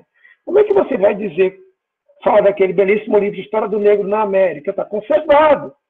Okay? Você tem que falar que Simão Bolívar, por exemplo, de alguma maneira, o revolucionário Simão Bolívar, de alguma maneira, deixou de lado a Revolução Haitiana, que era negra. E para você fazer isso, você precisa do conhecimento acumulado, conservado pela humanidade, para você ir para frente. Então, você já tem uma dialética muito interessante na sala de aula. Eu só consigo ser revolucionário, do ponto de vista da educação, se eu ensinar o que existe no mundo.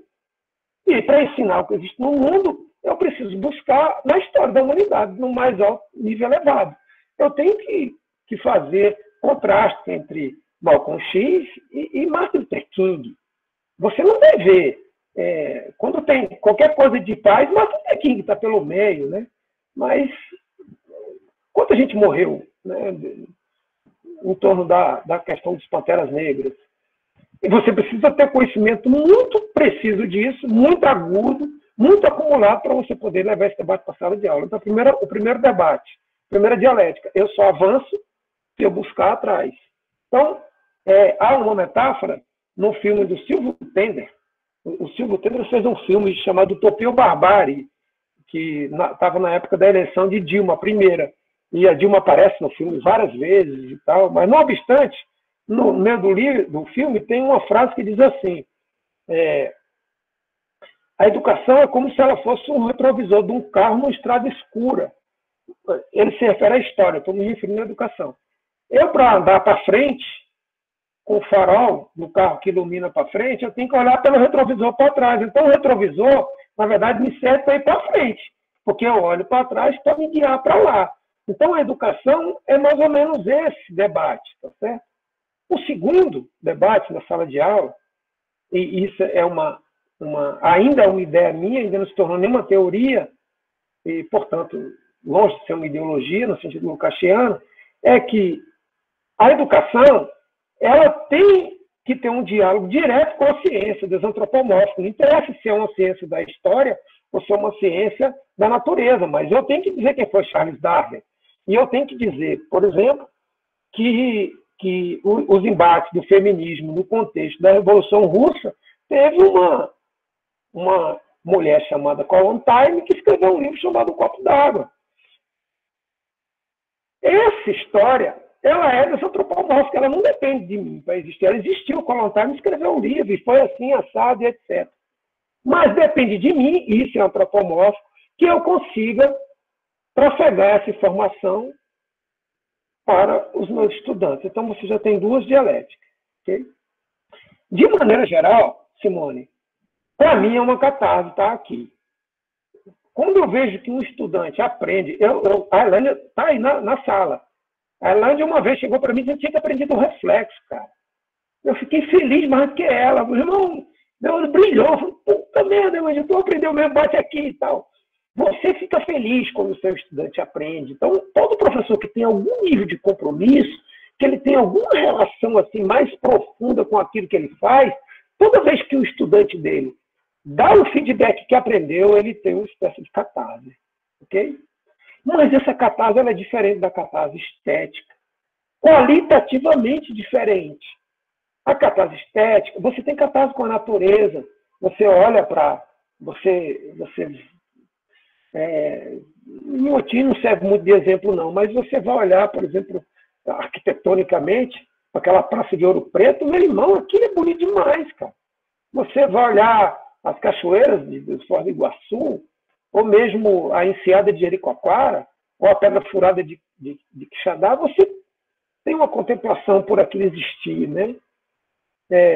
Mas é de outro nível também de catarse. Você vai para uma partida de futebol, você, por exemplo, que é uma pessoa que sofre muito pelo Cruzeiro, você vai ver sua Raposinha sofrer lá no Mineirão, e você vê todo mundo cantando aquela música da torcida, que é uma espécie de catarse também, tá certo?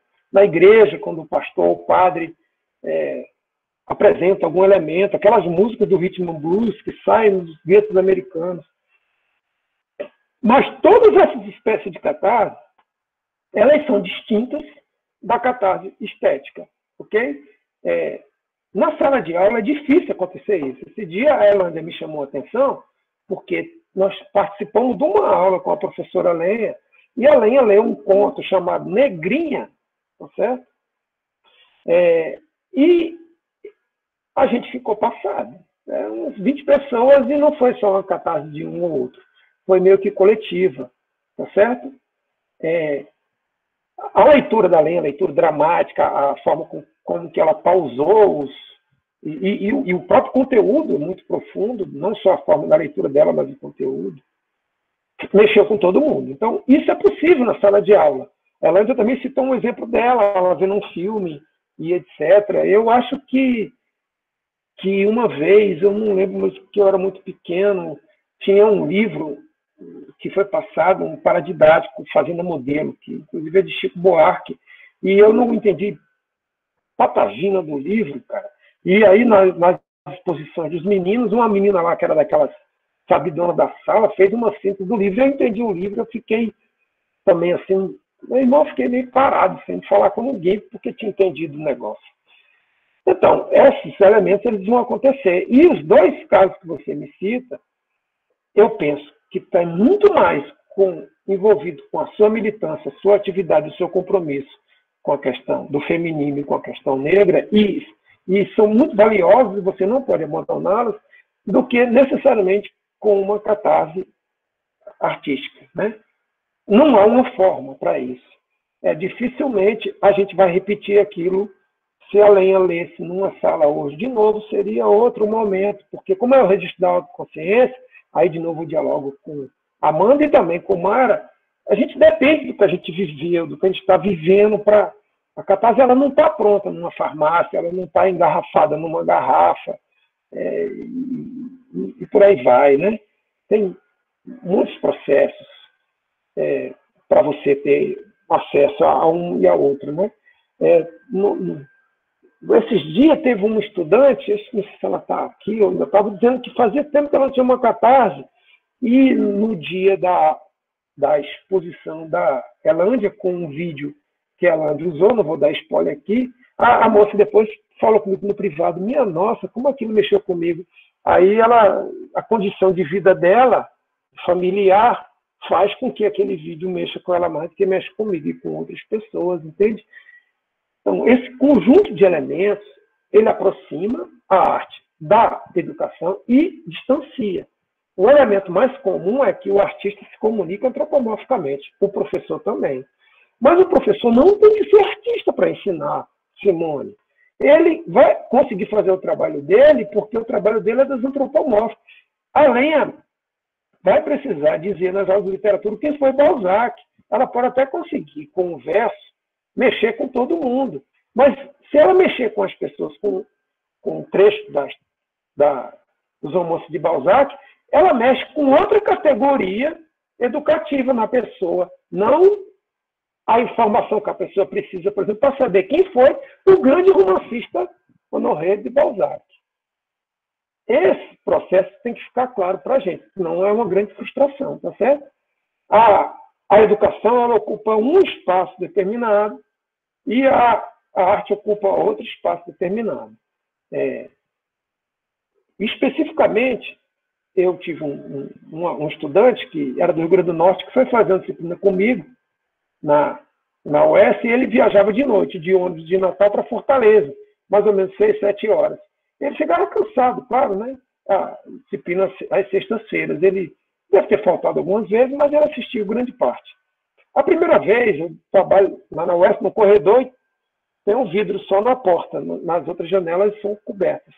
E ele passou umas 4 vezes, porque para ele era difícil demais achar que era uma pessoa, um negro, rastafari, e nesse dia eu estava de bermuda, de camiseta e de chinelo, estava conduzindo um curso de estética, né? E era difícil para rapaz. Depois, eu até quis brincar, quando ele passou várias vezes, eu fui saber o que ele queria, e ele disse que estava procurando Garibaldi, né? Que sou eu. Ele ainda duvidou, eu quis sacanear bastante. Depois deixei para lá e se foi o meu amigo, sabe? Não precisou, entendeu? Porque o embate é muito grande na vida cotidiana, sabe? Não precisou eu chegar para ele e dizer, pô, o cara está sendo racista comigo e tal, por que eu não posso ser professor? Porque essa sutileza cotidiana, ela mexe com todos nós. Eu, inclusive, já cometi atos de racismo com uma pessoa próxima. Eu achava que a pessoa parecida comigo, eu achava que era um motorista, e o cara era professor de matemática, tanto quanto eu, da mesma universidade. Percebe? O cotidiano, ele reifica as relações de um jeito. Por isso, Simone, eu te mandei aquele conjunto de vídeo hoje, a gente tem que conseguir um jeito, uma liga, de, considerando as especificidades raciais, as especificidades do feminino, associar isso ao processo da mercadoria, sabe? A gente vai dar um passo muito grande se a gente conseguir fazer isso. Porque isso que aconteceu com essa moça, ela, veja, o relato que você me dá, é exatamente o dinheiro que fica com ele. O que representa o dinheiro, Simone, na sociedade capitalista? O dinheiro é o equivalente universal. O dinheiro é exatamente aquilo que mais concentra a desumanidade das pessoas, certo? Porque, imaginavelmente, ele teria maior poder. Há um poema que é atribuído a Victor Hugo, mas dizem também que é do Sérgio Jockman, do Rio Grande do Sul, que já inclusive fez uma música com esse poema, que tem um trecho que diz assim, que você diga a ele pelo menos uma vez quem é mesmo dono de quem. Então, se esse não é o dinheiro, quem é o dono do dinheiro, né? Então, ali está o machismo, ali pode estar o racismo, mas está acima de tudo a mercadoria. E a gente tem que estar atento para isso, como se fosse um terceiro olho. Obrigado, Simone. Se tiver algo mais, estamos juntos. Obrigado, professor. O Francisco, você prefere fazer a pergunta pessoalmente ou quer que eu leia?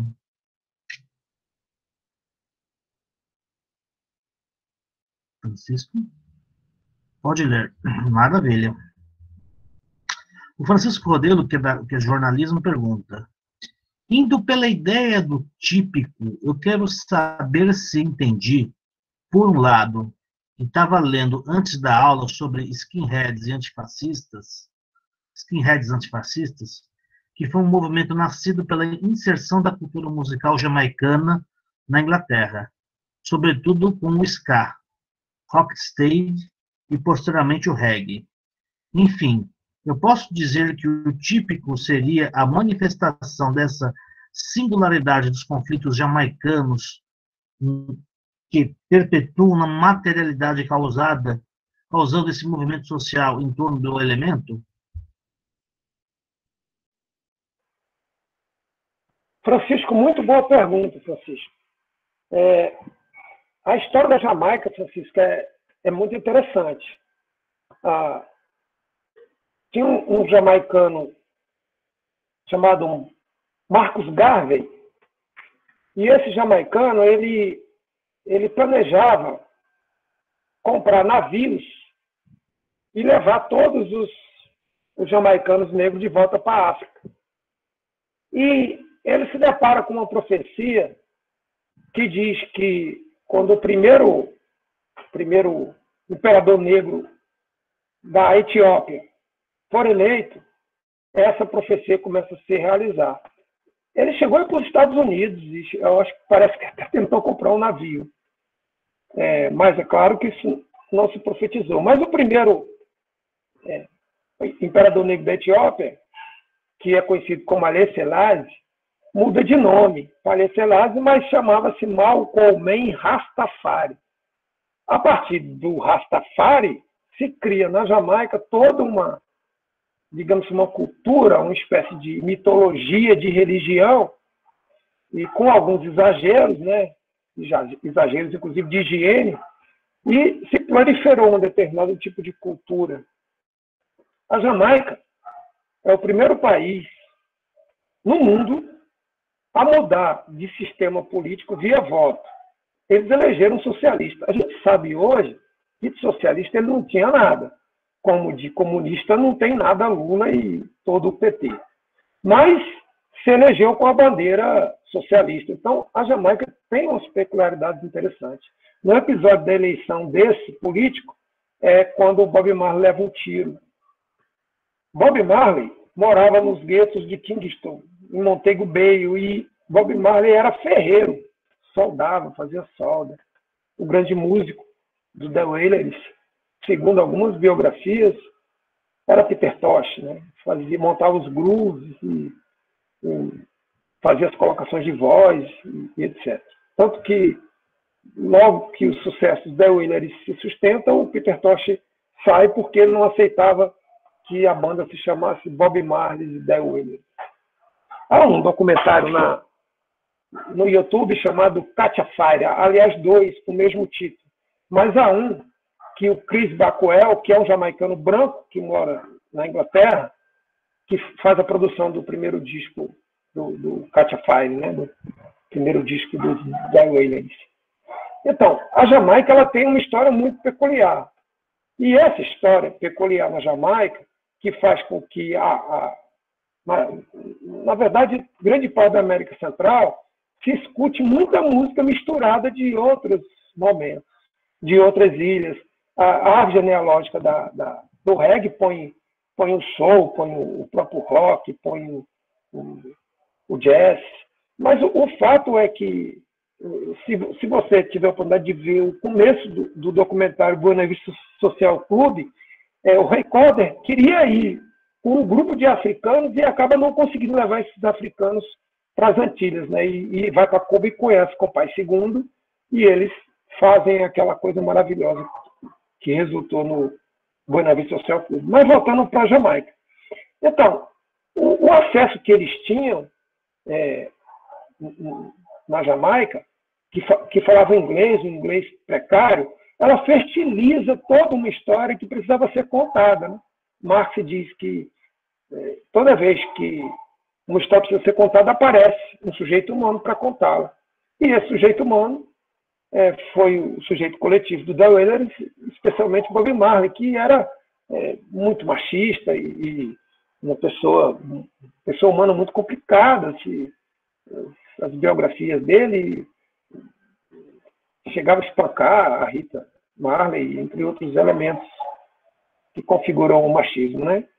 Isso segundo o texto, né? Eu não convivi com eles, mas algumas comprovações razoáveis para você desconfiar de que é possível que isso fosse verdade. Por exemplo, Bob Marley comprou um carro uma vez, uma BMW. E quando ele chegou na Jamaica, foram reclamar dele. Meu irmão, tu não fala tanto de Babilônia, como é que tu está com esse carro aí, BMW? Ele disse, rapaz, BMW quer dizer Bob Marley The Wailers. Veja a saída dele, como foi interessante. Mas eles conseguiram concentrar um determinado tipo de informação na forma musical que era inédito no mundo. Há um sociólogo brasileiro chamado Ottaviani que disse que a primeira música globalizada, de fato, é o reggae, porque não pode ser o rock and roll, porque o rock and roll é falado já na Grande Babilônia, né, nos Estados Unidos ou na Inglaterra. Quem é um país do tamanho da Jamaica conseguiu fazer o que o reggae fez? Então, de fato, para Ottaviani, o reggae é a primeira música globalizada, aqui, no sentido do termo que a gente compreende, para mim, inclusive criticamente, de globalização. Então, o que aconteceu foi que houve um elemento que fertilizou, isso a gente pode pensar, mudando, tem que ser mudado para o Clube da Esquina, aí, pertinho de vocês aí em Belo Horizonte. Quando o reggae surge, ele é um espanto para, digamos assim, para o conservadorismo europeu, né? E, de alguma maneira, também americano, né? Era estranho, porque como é que vai aceitar essa música? A roupa que os caras usam, o cabelo e tal. Então, levou algum tempo. Esse documentário, Catch a Fire, ele deixa claro, inclusive a música desse álbum que eu mais gosto, ela não foi gravada inicialmente, e o produtor diz por quê? Porque o produtor tenta dar uma arrumada mercadológica, porque aí entra o outro lado do processo artístico, né? Não é mais a arte que está falando, é a possibilidade dela vender alguma coisa, né? E eles tinham que fazer, vender, e vai gravar no mesmo estúdio que os Beatles gravou, e eles passam naquela faixa de pedestre, tem foto daquela faixa de pedestre que os Beatles têm, vão tocar no Japão, entre muitos outros elementos. Então, o que acontece? Em seguida, com alguns movimentos, que outros movimentos surgem em resposta contrária ou resposta positiva, a gente não tem controle, e nem aquela arte que iniciou tem controle sobre isso, ok?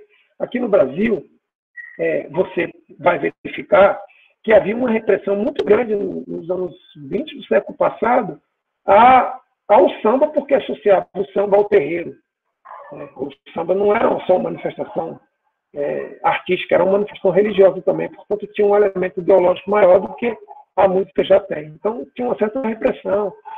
O primeiro samba gravado, que Gilberto Gil regravou há pouco tempo, chamado pelo telefone, ele começa dizendo que eu vou ligar para o delegado, porque o delegado vai em tal lugar e vai fechar o samba.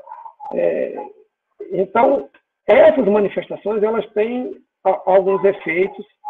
Como elas são autênticas e elas voltam ao tecido social, elas têm, às vezes, efeito contrário, né? O próprio hip-hop nos Estados Unidos, ele até hoje é muito reprimido, ok?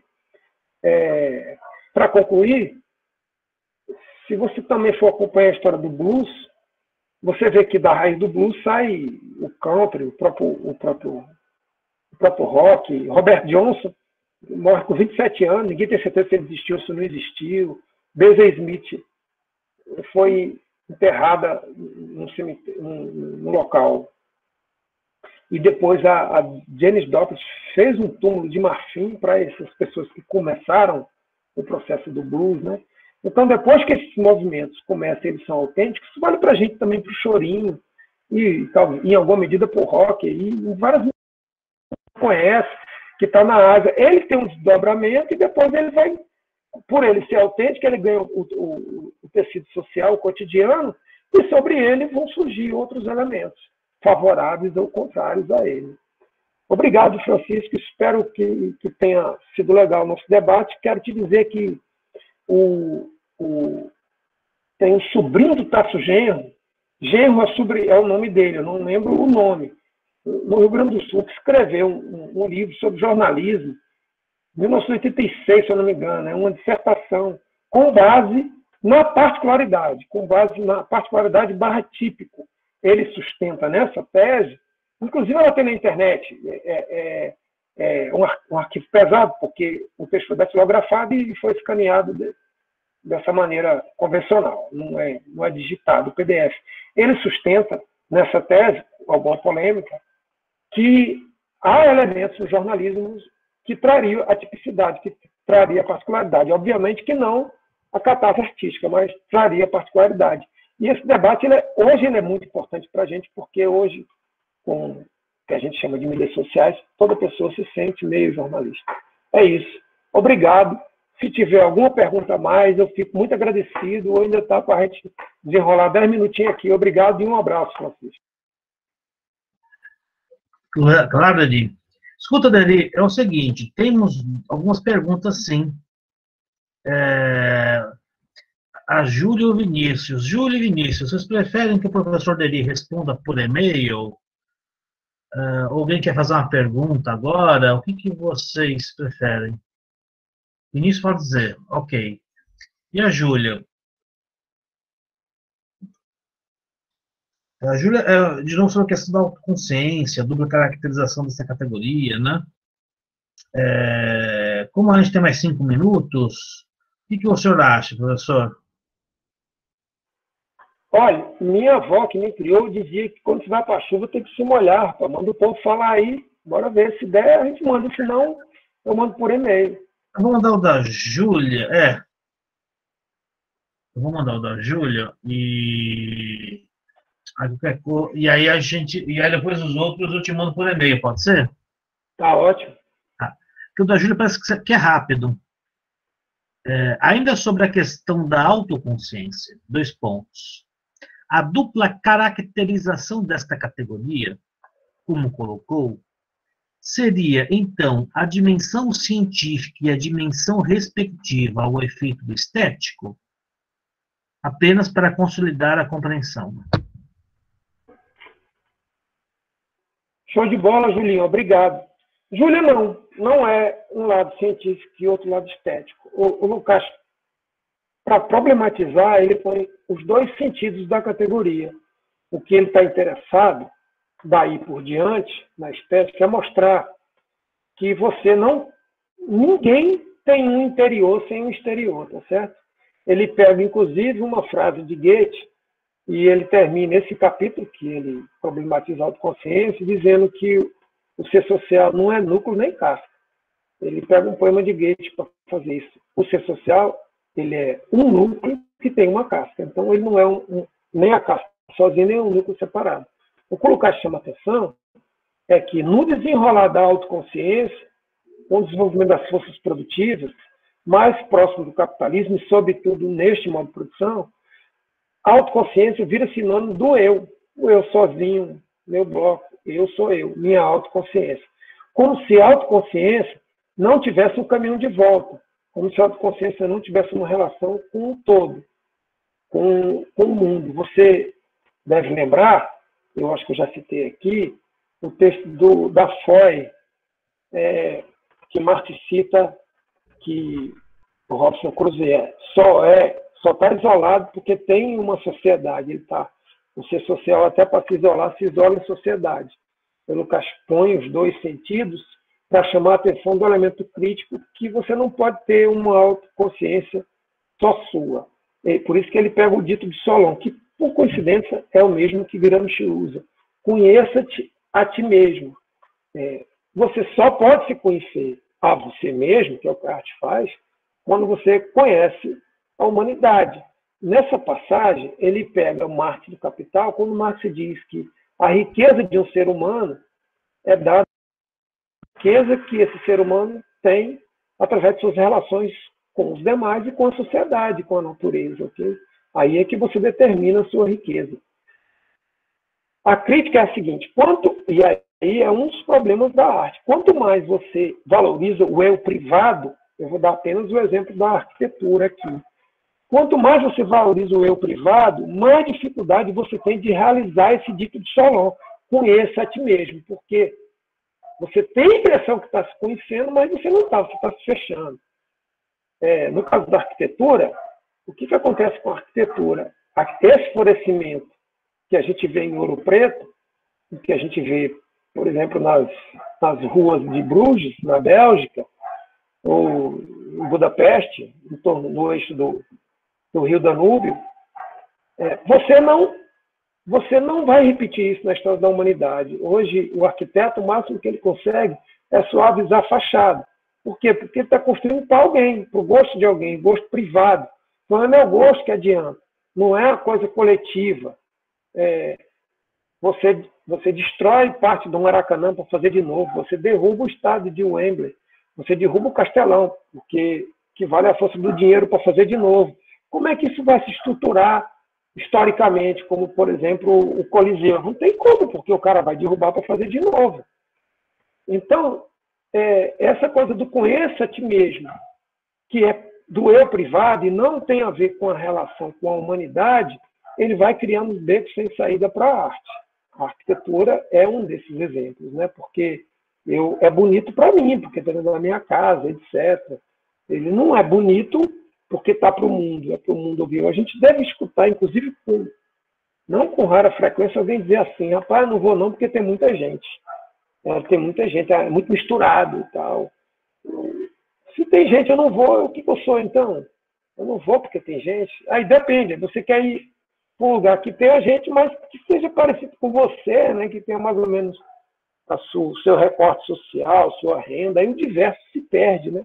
A gente fala tanto de diversidade, mas são esses elementos que se conscreve a base vital, onde o artista vai tirar o seu elemento vital, tá certo? Ele tem que tirar o elemento vital dessa contradição. Esse conheça-te a ti mesmo, para registrar essa autoconsciência, ela só pode existir enquanto um mundo.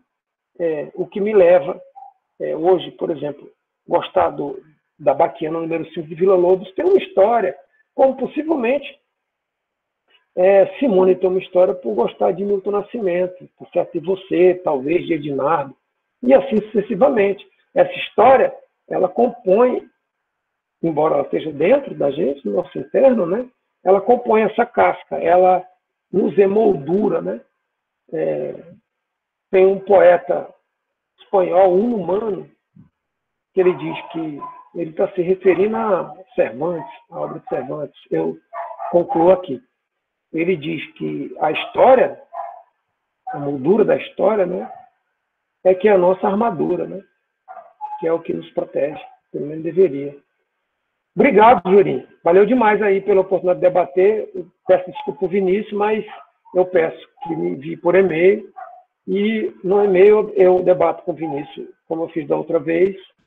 E aproveito aqui para me despedir e dizer para vocês que foi muito massa para mim. Eu não sei se alguém quer dizer que não foi, mas achei muito legal estar aqui. Hoje foi muito bacana, porque nós tivemos muitas perguntas densas, né, que exigem que a gente faça um esforço, e até mesmo que não seja do ponto de vista da densidade, mas apenas do ponto de vista da explicação, de testar uma explicação mais didática possível.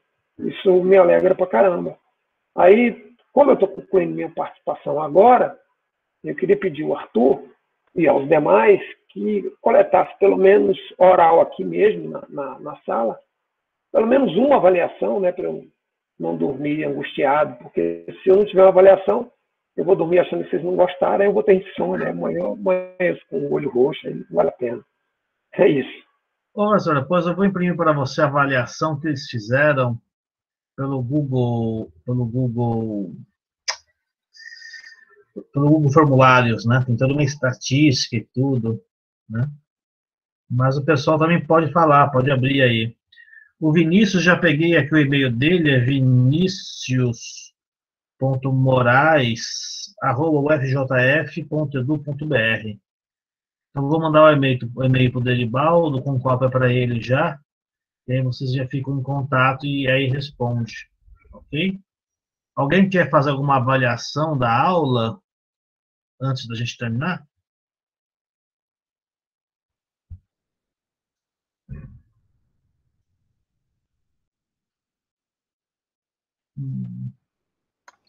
Professor, Me fala? eu posso, é a Mônica, eu posso fazer uma avaliação. Não Ok, é bem uma avaliação, não.